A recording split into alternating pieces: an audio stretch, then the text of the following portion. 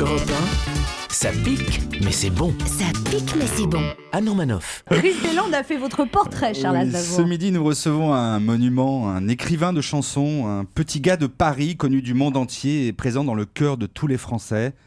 Un passionné de photographie et de nouvelles technologies, et surtout un citoyen du monde. Charles Aznavour, vous êtes né par hasard à Paris, rue Monsieur le Prince, dans une famille arménienne en attente de visa pour les USA.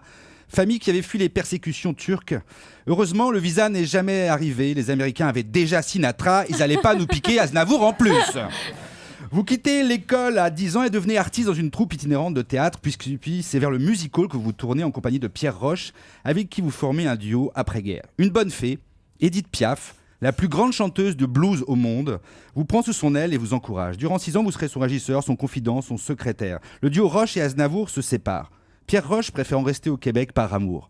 Le succès se fait attendre, mais vous ne désespérez pas, et vous avez raison. C'est avec la chanson « Je me voyais déjà », interprétée sur la scène de l'Alhambra en 1960, que vous faites votre entrée dans le panthéon des Français pour ne plus jamais en sortir.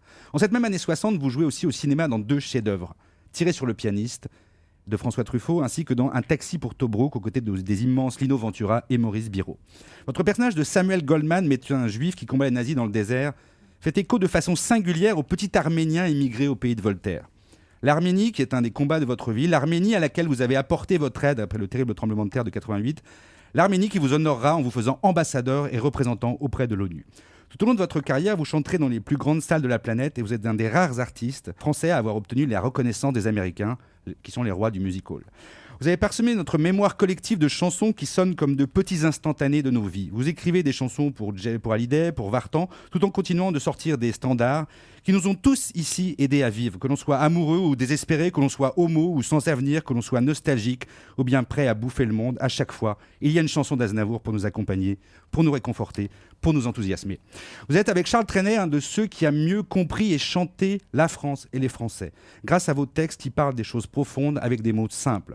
J'ai le souvenir que vous m'aviez dit un jour que pour durer dans ce métier, il y avait 2 choses primordiales, être entouré de jeunes et fréquenter des gens qui ont de la chance. Eh bien, Charles Aznavour, ce midi, c'est nous qui avons la chance de vous côtoyer, vous qui êtes certainement le plus jeune d'entre nous.